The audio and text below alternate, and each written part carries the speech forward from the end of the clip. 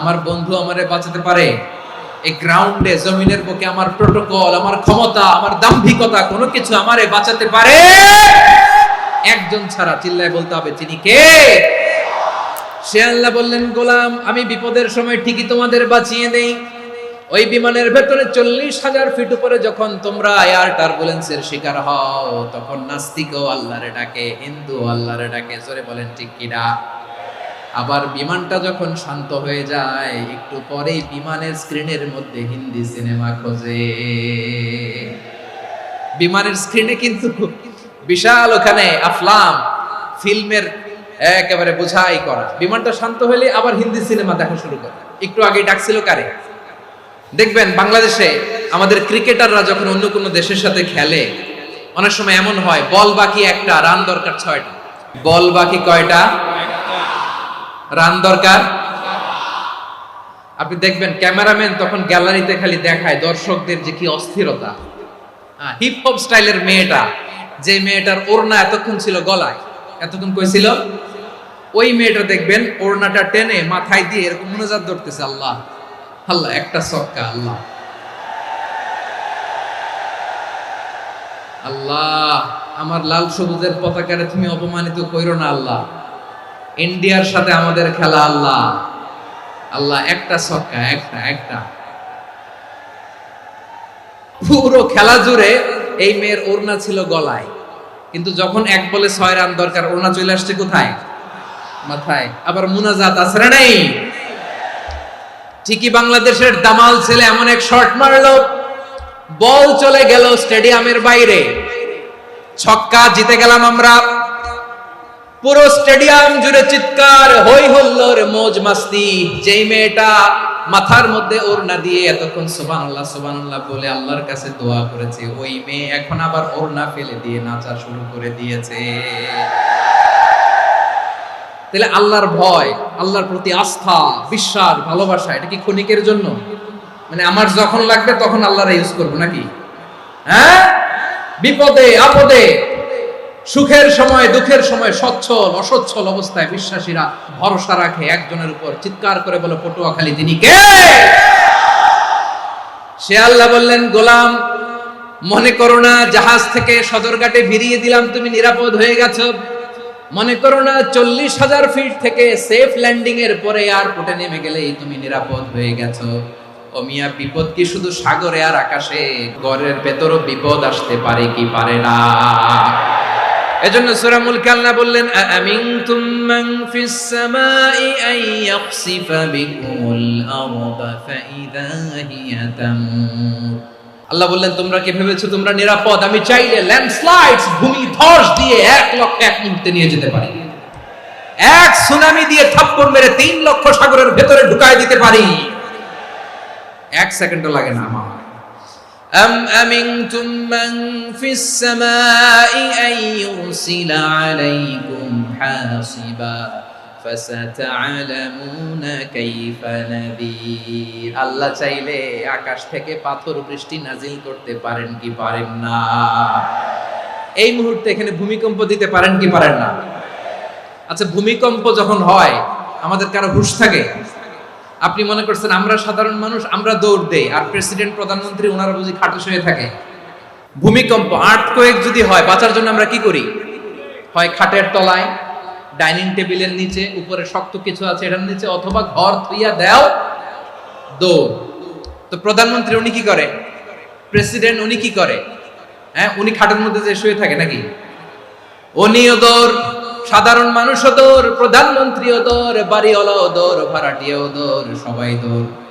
নাকি ভাড়াটিয়ারা বাড়ি থুইয়া দৌড়, বাড়িওয়ালারা আর বেরোয় না? এরকম না। তাহলে যে কোনো মুহূর্তে ভূমিকম্প দিয়ে নাস্তানাবুদ করতে পারে কে? আমার প্রিয় ভাইয়েরা, আমরা নিরাপদ নই, আমরা তার দয়ায় বেঁচে আছি। কার দয়ায়? এজন্য আল্লাহ বললেন, গোলাম যে কোনো মুহূর্তে বিপদ দিয়ে তোমাদেরকে নাস্তানাবুদ করতে পারি। বিশ্বাসী বলে যদি নিজেকে দাবি করো, সব সময় ডাকতে হবে একজন সত্তাকে। বলেন তিনি কে? আপদ থেকে, পরীক্ষা থেকে, ক্যালামিটি থেকে আমাদেরকে কেউ বাঁচাতে পারে না একজন সত্তা ছাড়া। আবারও বলেন তো তিনি কে? এবার আমরা দেখি বিষ্ণু ইসা ইসলামের জীবনে বিপদ আপদ ছিল কিনা। উনি বিপদ আসলে কিভাবে ডিল করতেন, বিপদ আসলে কোন দোয়া পড়তে হয়, কিভাবে ফরিয়াদের হাত উত্তোলন করতে হয়, কিভাবে রবের দরবারে নতজানু হয়ে ফরিয়াদ করতে হয়, এটা জানার দরকার আছে না নাই? আসুন আমরা বিশ্বনবীর জীবনী থেকে দেখি বিপদ আসলে উনি কি করতেন। বিপদ আসলেই প্রথমে বিশ্বনবী সাল্লাল্লাহু আলাইহি ওয়াসাল্লাম একটা দোয়া পড়তেন। তিনি পড়তেন ইন্না লিল্লাহি ওয়া ইন্না ইলাইহি রাজিউন। নিশ্চয় আমরা আল্লাহর জন্য, নিশ্চয় আমরা কার দিকে ফিরবো ভাই? আবার কার দিকে ফিরবো? আওয়াজ করে বলুন তো, আমরা এসেছি কার কাছ থেকে, আবারও ফিরে যাব কার কাছে? এজন্য বিশ্বনবী পড়ছেন ইন্না লিল্লাহি ওয়া ইন্না ইলাইহি রাজিউন। নিশ্চয় আল্লাহর জন্য, ওই আল্লাহর দিকেই আমরা ফিরে যাব। তারপরে বিশ্বনবী পড়তেন আল্লাহুম্মা আজুরনি ফি মুসিবাতি ওয়াখলুফ লি খায়রাম মিনহা। একসাথে প্রথমে পড়তেন ইন্না লিল্লাহি ওয়া ইন্না ইলাইহি রাজিউন, তারপর পড়তেন আল্লাহুম্মা আজুরনি ফি মুসিবাতি ওয়াখলুফ লি খায়রাম মিনহা, মানে আল্লাহ এই যে আমি বিপদে ধৈর্য ধারণ করলাম এটার সব তুমি আমারে দাও, আর যেটা হারালাম এর চেয়ে ভালো কিছু দিয়ে মেকআপ করে দিও, ভালো কিছু দিয়ে বদল করে দিও। সুবহানাল্লাহ পড়েন। তাহলে বিপদ আসলে আমরা কি পড়ব? এদেশে পরস্পরে দেখা হলে দেয় সালাম, এদেশে আমজনতার হৃদয় জুড়ে পাক কালাম, এদেশে বিপদ এলে সর্বজনে সর্বক্ষণে দোয়া পড়ে ইন্না লিল্লাহ। কি পড়ে? সুবহানাল্লাহ সুবহানাল্লাহ সুবহানাল্লাহ সুবহানাল্লাহ। এদেশে আজান শুনে সূর্য ওঠে শহর গ্রামে, এদেশে আজান শুনে সূর্য ডুবে সন্ধ্যা নামে, এদেশে সকল কাজে সবাই বলে বিসমিল্লাহ, এদেশে ভালো কিছু দেখে শুনে হাসি মুখে সবাই বলে মাশাআল্লাহ। তাহলে বিপদ এলে আমরা কি পড়ি?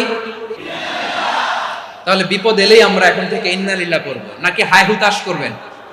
একদল আছে হাই হুতাশ করে, হায় আল্লাহ রে মোর কি হইল রে, মই কি হরমু রে, মই কমবে জামু রে, এরকম বিলাপ করতে নিষেধ করেছেন বিশ্বনবী।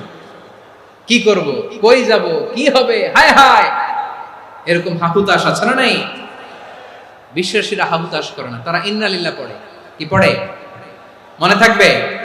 আমরা পড়বো ইন্না লিল্লাহি ওয়া ইন্না ইলাইহি রাজিউন। নিশ্চয়ই আমরা আল্লাহর জন্য, আমরা আল্লাহর দিকেই ফিরে যাব। এরপর পড়বো আল্লাহুম্মা আজুরনি ফি মুসিবাতি ওয়াখলুফ লি খায়রাম মিনহা। আল্লাহ আমি যে বিপদে ধৈর্য ধারণ করলাম এটার সওয়াব দিও, আর যা হারালাম তার চেয়ে ভালো কিছু দিয়ে বদল করে দিও। সুবহানাল্লাহ পড়েন। বিশ্বনবীর এই হাদিস শুনলেন উম্মে সালামা রাদিয়াল্লাহু তাআলা আনহা। ওনার স্বামী হলো আবু সালামা। মজার ঘটনা খেয়াল করে শুনেন। সাইয়্যিদাতুনা উম্মে সালামা রাদিয়াল্লাহু তাআলা আনহা, ওনার স্বামীর নাম আবু সালামা। শ্রেষ্ঠ দম্পতি, শ্রেষ্ঠ ফ্যামিলি। প্রথমে হিজরত করেছিলেন হাবাসায়, পরে হিজরত করেছেন মদিনায়। উহুদ যুদ্ধের পরে ওনার স্বামী আবু সালামা ইন্তেকাল করলো, শহীদ হলো। সুবহানাল্লাহ পড়েন। যখন আবু সালামা ইন্তেকাল করলো, উম্মে সালামা রাদিয়াল্লাহু তাআলা আনহা কেঁদে কেঁদে হয়রান। আর নবীর শিখানো বাণী অনুযায়ী তিনি বারবার পড়ছিলেন ইন্না লিল্লাহ। কি পড়ছিলেন? ইন্না লিল্লাহ। যেহেতু বিশ্বনবী বলেছেন কেউ যদি বিপদের প্রথম ধাক্কায় পড়ে ইন্না লিল্লাহি ওয়া ইন্না ইলাইহি রাজিউন, আল্লাহুম্মা আজুরনি ফি মুসিবাতি ওয়াখলুফ লি খায়রাম মিনহা, তাহলে এই বিপদে যে সে যা হারালো তার চেয়ে শ্রেষ্ঠ কিছু দিয়ে আল্লাহ তার বদল দিয়ে দিবে। এই হাদিস শুনে উম্মে সালামা রাদিয়াল্লাহু তাআলা আনহা ওনার প্রাণ প্রিয় স্বামী আবু সালামার ইন্তেকালের পরে চোখের পানি ছাড়ে আর পড়ে ইন্না লিল্লাহি ওয়া ইন্না ইলাইহি রাজিউন, আল্লাহুম্মা আজুরনি ফি মুসিবাতি ওয়াখলুফ লি খায়রাম মিনহা। বারবার এই দোয়া পড়ে চোখের পানি ছাড়ে, এই দোয়া পড়ে চোখের পানি ছাড়ে, আর মনে মনে বলে আবু সালামার মতো ভালো মানুষ মদিনাতে নাই, আবু সালামার চেয়েও ভালো মানুষ মদিনাতে নাই, তার চেয়ে ভালো মানুষ কি করে আল্লাহ তাআলা আমারে দিবে, তার চেয়ে ভালো মানুষ তো আমি মদিনাতে দেখি না। চোখের পানি দিয়ে বুক ভাসায় আর নবীর হাদিসের উপর আমল করে পড়ে ইন্না লিল্লাহি ওয়া ইন্না ইলাইহি রাজিউন, ইন্না লিল্লাহি ওয়া ইন্না ইলাইহি রাজিউন। পড়তে পড়তে চোখের পানি ছাড়ে আর চিন্তা করে বিশ্বনবী বললেন এই দোয়া পড়লে যেটা হারালাম তার চেয়ে ভালো কিছু দিয়ে আল্লাহ পুরস্কার দেয়। আবু সালামের চেয়ে ভালো মানুষ মদিনার মধ্যে আর কে হতে পারে? কি আজীব তামাশা, কি অবাক করা ঘটনা! কিছুদিন পরে দেখা গেল সাইয়্যিদুল মুরসালিন রাহমাতাল লিল আলামিন স্বয়ং বিশ্ব নবী উম্মে সালামাকে বিয়ের প্রস্তাব পাঠিয়েছে। স্বয়ং বিশ্ব নবী উম্মে সালামা রাদিয়াল্লাহু তাআলা আনহাকে বিয়ের প্রস্তাব পাঠিয়েছেন। উনি রাজি হয়ে গেলেন, বিয়ে হয়ে গেল, উনি হয়ে গেলেন উম্মুল মুমিনিন, আমাদের মা, পুরো মুসলিম উম্মার মা। চিৎকার করে বলেন আল্লাহু আকবার। তাহলে আমার প্রাণপ্রিয় ভাইরা, বিপদে পড়লে আমরা পড়বো ইন্না লিল্লাহি ওয়া ইন্না ইলাইহি রাজিউন, আল্লাহুম্মা আজুরনি ফি মুসিবাতি ওয়াখলুফ লি খায়রাম মিনহা। যারা যারা বিপদ আসলে এই দোয়াটা পড়বেন এখন থেকে, আওয়াজ করে ইনশাআল্লাহ বলেন। যা হারাইছেন তার চেয়ে শ্রেষ্ঠ জিনিস দিয়ে বদলা দিবে কে? তাহলে বিপদে পড়লেই প্রথমে আমরা এটা পড়বো, শুনে শুনে মুখস্থ করবেন। আমার মায়েরা, আমার বোনেরা, আপনাদের জন্য 3টি মাঠের অ্যারেঞ্জমেন্ট করা হয়েছে, আমি জানি। আপনারাও এই দোয়াগুলো পড়বেন, আপনার স্বামীকে শেখাবেন, সন্তানকে শেখাবেন, আপনার পুরো পরিবারটাকে জান্নাতের টুকরো বানিয়ে দিবে কে? তাহলে বিপদ আসলে প্রথমে কি পড়তে হবে এটা জেনে গেলাম। এরপরে বিপদ আসলে নিজেকে কি করে আল্লাহর কাছে সঁপে দিতে হয় এটাও জানার দরকার আছে না নাই? বিপদে প্রথমে ইন্নালিল্লাহ বললাম, ধৈর্য ধারণ করলাম, বিপদ থেকে উদ্ধারের সর্বোচ্চ চেষ্টা করলাম। আমার কাজ যখন শেষ তখন আমি আমার এই বিষয়টা আল্লাহর কাছে সঁপে দিব। কার কাছে? বিপদে বললে কেমন করে নিজেকে আল্লাহর কাছে সঁপে দিতে হয় আসুন সাইয়েদনা ইব্রাহিম আলাইহিস সালামের জীবনী থেকে জানি। আল্লাহর খলিল ইব্রাহিম আলাইহিস সালাম আমাদের মতো সমাজ ব্যবস্থা পায় নাই। আমরা জন্মের পরে আমাদের কানের ভেতরে আজান দিয়েছে কে? একামত দিয়েছে কে? আমাদের বাপ দাদারা আমাদের কানে আজান দিয়েছে কি? দেয় নাই। আমাদের জন্মের পরেই তো আজান, একামত, বাড়ির পাশে মসজিদ, প্রতিদিন আজান, জুমার খুতবা, প্রতি মাসে মাসে তাফসীরুল কোরআন মাহফিল, মসজিদ, মিনারা, অভাব নাই। ঠিক কিনা বলে? আপনি যেই সুন্দর ইসলামিক এনভায়রনমেন্ট পেয়েছেন, আমাদের ইব্রাহিম খলিল উনিও কি এরকম পেয়েছিলেন? হ্যাঁ, উনি জন্মের পর পরে ওনার কানে আজান দিছে কেউ? আমার প্রিয় ভাইরা, আগা গোড়া একটা শিরকি পরিবেশ উনি জন্মগ্রহণ করেছেন। উনি ছাড়া ওই তল্লাটে একজনও আল্লাহর উপর বিশ্বাসী নাই। কল্পনা করতে পারেন? গোটা তল্লাটে, গোটা দেশে বিশ্বাসী মুমিন, আল্লাহর উপর বিশ্বাস স্থাপনকারী কয়জন? সবাই বলেন কয়জন? বাকি সব মুশরিক। বাকি সব মুশরিক নিজের সাথে নিজে শক্ত বোঝাপড়া করে, অ্যানালজি করে, সেলফ কনভারসেশন করে উনি মহা সত্যের সন্ধান পেয়েছে। উনি আকাশের তারা দেখে ভাবে মনে হয় এটাই আমার খোদা, পরে দেখে তারা নাই, মনে মনে বলে না তাইলে এটা না। আবার চাঁদ দেখে বলে চাঁদটা বড় মায়া লাগে, মনে হয় এটাই আমার রব, পরে দেখে চাঁদও নাই, কয় না এটা না। এরপরে দ্বি প্রহরের জলজলে সূর্যটা খা খা করে গোটা পৃথিবীটারে রৌদ্র দিয়ে তাতিয়ে রাখে। তিনি ভাবলেন মনে হয় এটাই আমার রব, কারণ এটাই তো সবচেয়ে বড়। কিন্তু বিকেল বেলা ওই সূর্যটাও যখন চলে যায়, সাইয়েদনা ইব্রাহিম বলে না এটাও তো নাই, আমার খোদা যদি আমারে ছেড়ে চলে যায়, বিপদে পড়লে আমারে উদ্ধার করবে কে? এভাবে নিজের সাথে অ্যানালজি, সেলফ কনভারসেশন করতে করতে করতে তিনি মহা সত্যের সন্ধান পেয়েছেন। সুবহানাল্লাহ পড়ে সব শেষে তিনি ডিসিশন নিয়ে ঘোষণা দিলেন, ইন্নী ওয়াজ্জাহাতু ওয়াজহিয়া লিল্লাযী ফাতারাস সামাওয়াতি ওয়াল আরদা হানিফান ওয়া মা আনা মিনাল মুশরিকিন। নিশ্চয় আমি এমন সত্তার দিকে মনোনিবেশ করলাম, মুখাপেক্ষী হলাম, যিনি আকাশ বানিয়েছেন, জমিন বানিয়েছেন, আমি মুশরিক নই। সুবহানাল্লাহ। পারতেন? আপনি পারতেন? কেউ নাই, লক্ষ লক্ষ মুশরিক, আপনি একা। ওনার মতো এরকম বিচক্ষণতা দিয়ে আল্লাহরে খুঁজে পাইতে পারতেন আপনি? কি নবী ছিল, আল্লাহকে খুঁজে পেয়েছে। যখন আল্লাহর ইবাদত শুরু করলো, এই কথা ছড়ায় পড়লো চারদিকে। নমরুদ সাইয়েদনা ইব্রাহিমকে ডেকে পাঠালেন। নমরুদ বলে, ইব্রাহিম তুমি নাকি মূর্তির পূজা না করে কোন নতুন রবের ইবাদত করো, কে তোমার রব? সাইয়েদনা ইব্রাহিম বললেন, রব্বি আল্লাযী ইউহয়ী ওয়া ইউমীত, আমি এমন রবের ইবাদত করি যিনি জীবন দেন, যিনি মৃত্যু দেন। নমরুদ বলে, তাই নাকি? তোমার রব জীবন দেয়, মৃত্যু দেয়, আর এটা তো আমি দেই। আমিও তো জীবন দেই, আমিও তো মৃত্যু দেই। সাইয়েদনা ইব্রাহিম বললেন, কেমন করে তুমি জীবন দাও, মৃত্যু দাও, একটু দেখাও তো। নমরুদ জেলখানা থেকে দুজন কয়েদিকে ডেকে আনলো। কয়েদি এনে অর্ডার করলো, একটাকে এখনই শিরোচ্ছেদ, হেড অফ, ডেথ পেনাল্টি, মৃত্যুদণ্ড দেয়া হলো, ফিনকি দিয়ে রক্ত বের হলো। নমরুদ বলে, দেখো দুজনকে ধরে আনলাম, একজন কয়েদিকে দিলাম ডেথ পেনাল্টি, মৃত্যুদণ্ড, ওরে মৃত্যু দিলাম। আরেকজন যে দাঁড়িয়ে আছে, চাইলে ওরেও আমি মৃত্যুদণ্ড দিতে পারি, কিন্তু না, ওরে আমি দিব না, ওরে আমি বাঁচায়া দিলাম, ছেড়ে দিলাম, মানে জীবন দিলাম। দেখো ইব্রাহিম, তোমার চোখের সামনে একজনরে মৃত্যু দিলাম, আর একজনরে জীবন দিলাম। আপাত দৃষ্টিতে তাই তো, একজনরে তো জীবন দিল, আরেকজনরে মৃত্যু দিল। সাইয়েদনা ইব্রাহিম এবার বিপাকে পড়ে গেলেন। কিন্তু এক একজন নবীকে আল্লাহ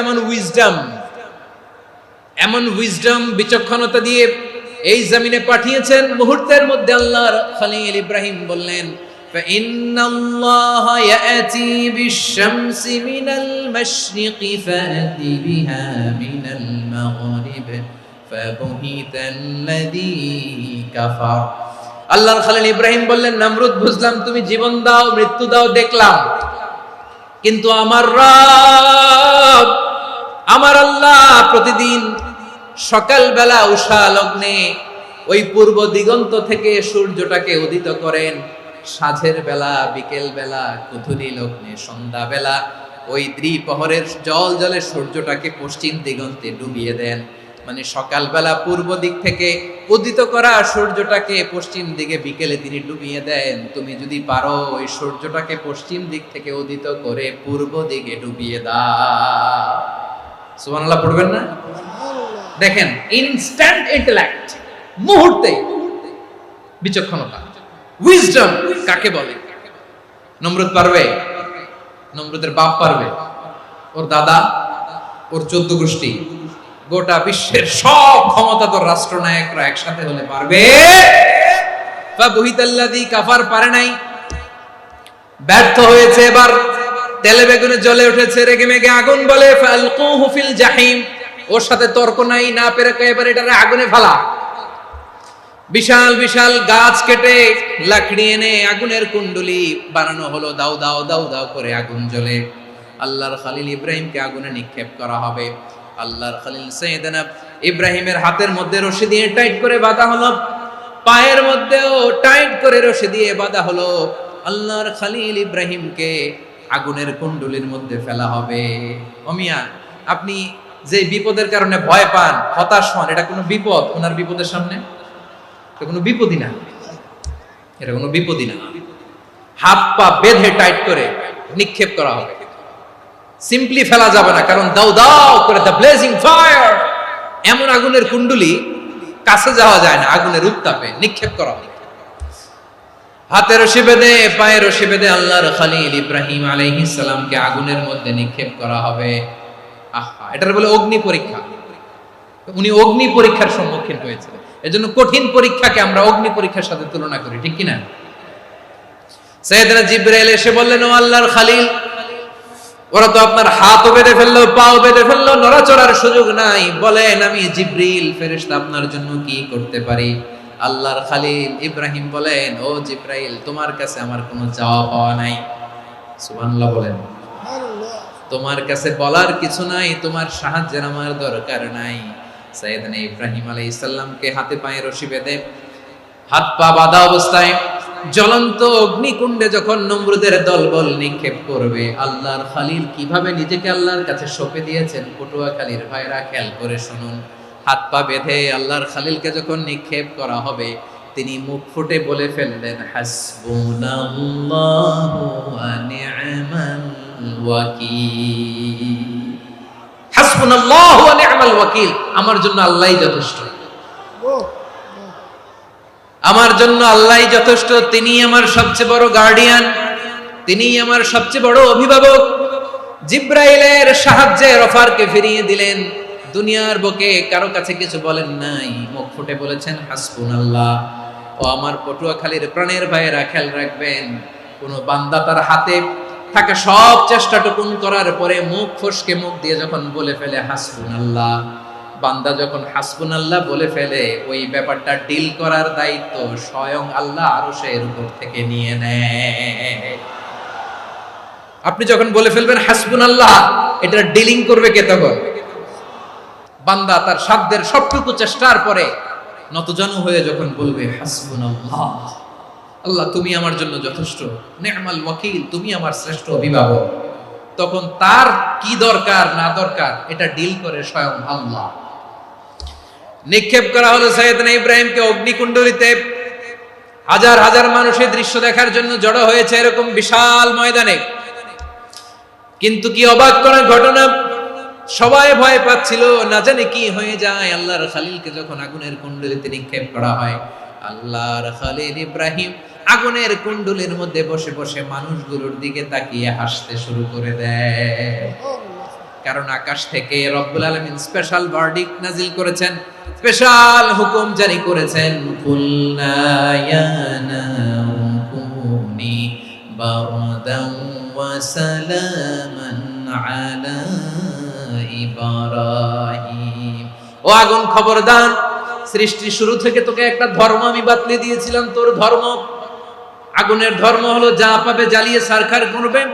আল্লাহ বলল, আগুন তোর ধর্ম দিয়েছিলাম, তুই সব জ্বালিয়ে পুড়িয়ে ছারখার করে দিবি, কিন্তু ক্ষণিকের জন্য আমি তোর জ্বালিয়ে দেওয়ার ক্ষমতাটাকে কেড়ে নিলাম, জ্বালিয়ে ভস্ম করে দেওয়ার ক্ষমতা আমি কেড়ে নিলাম। কুনি বারদান, ঠান্ডা হয়ে যা, কিন্তু এত বেশি ঠান্ডা হবি না আবার আমার ইব্রাহিমের জন্য সর্দি লেগে না যায়।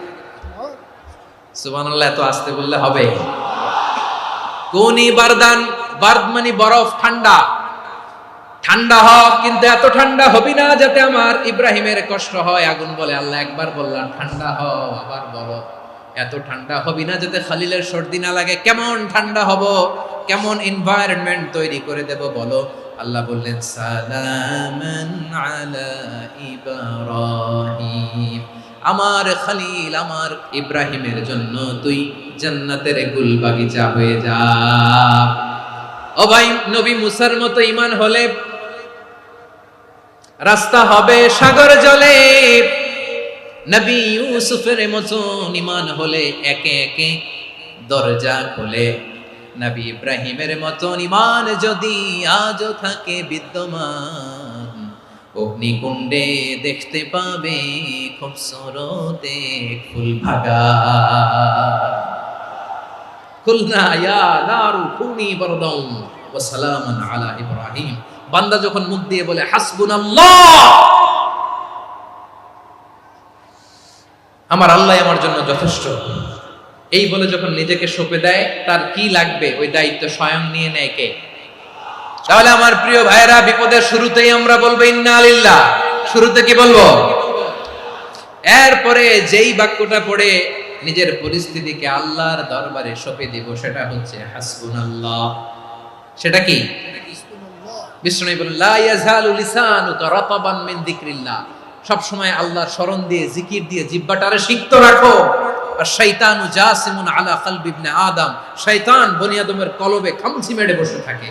ফাইদা যাকারাল্লাহ খালাসা, মানুষ যখন আল্লাহর স্মরণ করে জিকির করে, শয়তান দৌড়ে পালায়। ওয়া ইদা গাফালা ওয়াসওয়াসা, যখনই বনি আদম গাফেল হয় তখনই শয়তান তার হৃদয়ে ওয়াসওয়াসা দেয়। এজন্য বিপদে পড়লে ইন্না লিল্লাহ, নিজের সব টুকুন করার পরে, নিজের রোল প্লে করার পরে নিজেকে আমরা কি বলে সঁপে দিব? সবাই বলেন, মনে থাকবে? বিপদে পড়লে প্রথমে ইন্না লিল্লাহ, এরপরে নিজেকে যখন সঁপে দিব তখন হাসবুনাল্লাহ। এরপরে কঠিন বিপদ যখন বিশ্বনবী পড়তেন তখন কি করতেন? এমন বিপদ মাঝে মাঝে হয় না, দেয়ালে পিঠ থেকে যায়, চোখে মুখে অন্ধকার, কি করব দিশা খুঁজে পাই না, এরকম হয় কখনো? বিশ্বনবী এরকম কঠিন বিপদে পড়েছেন জীবনের কিছু কিছু মুহূর্তে। ওই মুহূর্তে বিশ্বনবী স্পেশাল দুইটা দোয়া পড়তেন।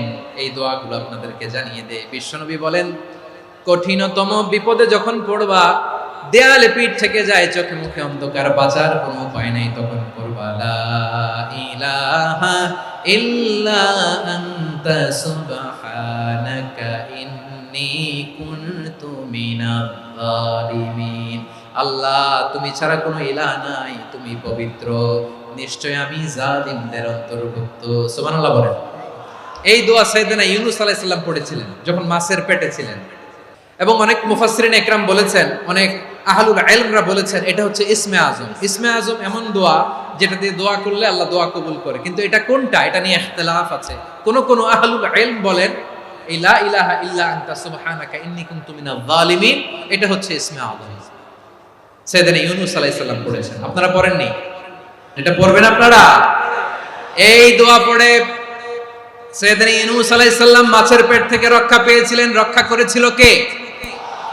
তুমি ইউনূস নবীরে যখন খাইলো মাছেতে গিলিয়া, ফেরেশতা পাঠাইয়া দিলে ইসমে আজম দিয়া, প্রাণে ছিল যাহার ভয় সেথা পাইল আশ্রয়, প্রাণে ছিল যাহার ভয় সেথা পাইল আশ্রয়, মাছের পেট হতে সে যে পেল পরিত্রাণ।